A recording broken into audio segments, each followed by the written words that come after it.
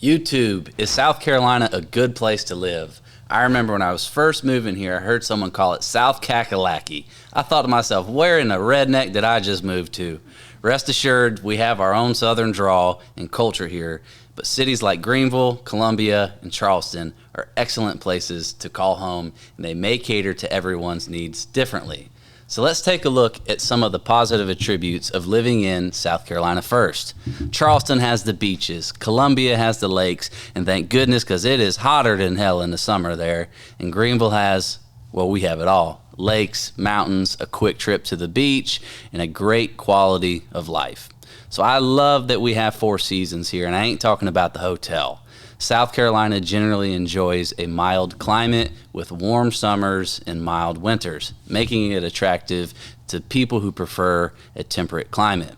Now, the fall is my personal favorite as the leaves begin to change colors, and it's absolutely perfect to be outside. The cost of living in South Carolina is lower than the national average, making it an affordable place to live, especially in smaller towns and rural areas. I always struggle with that word. I'm say it 10 times fast. Rural. Okay, your turn. Even here in Greenville specifically, if you look at home prices compared to the national average of roughly $415,000, we are well below as we currently sit in the mid 300s. South Carolina boasts beautiful beaches along its coastline, offers various outdoor activities such as hiking, boating, golfing, appealing to nature enthusiasts, and I personally grew up going to the Isle of Palms in Charleston for vacation as a kid, and I absolutely love it. Sullivan's Island in Charleston as well is a dream for me, and I fully intend to own a home on the intercoastal there one day. We also have excellent lakes such as Lake Murray, Lake Kiwi, Lake Hartwell, and Lake Jocassee, to name a few. And as someone who grew up in Florida, we don't have gators here in the upstate, but you might find some down in the low country.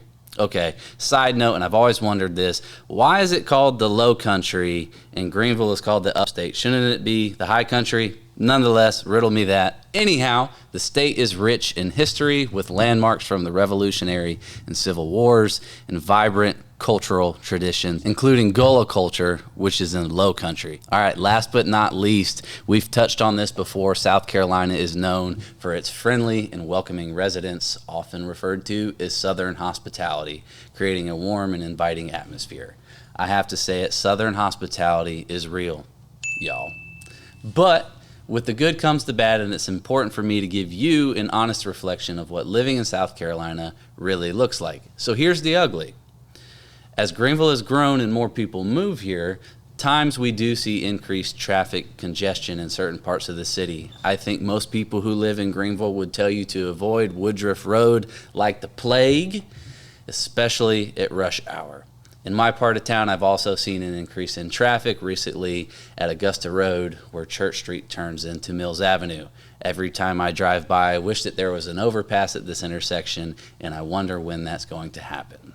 So limited public transportation is also something that can be a drawback if that's something that's important to you when considering relocating to South Carolina. In a previous video, we discussed public transportation and that it is growing, and a monthly bus pass would cost you approximately $50. However, aside from that, we don't really have any alternative options yet like you would see in bigger cities such as Charlotte and Atlanta with their train system. Additionally, while Greenville has a growing economy, we are still a mid-sized city. Therefore, the job market here may not be as diverse as it would be in larger cities.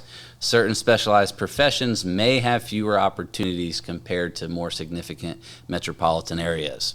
If you're looking to find out more about South Carolina, if it's a good place to live, I recommend checking out my video where I compare Charleston to Greenville. Click right here. And I don't want to just sell you a house here in the upstate. That's not good business. I want to sell you a home in a city that you love. And if that just so happens to be here in Greenville, click the link below and schedule a conversation with me. And don't forget to like and subscribe, as it's the best way to support this channel. Thanks.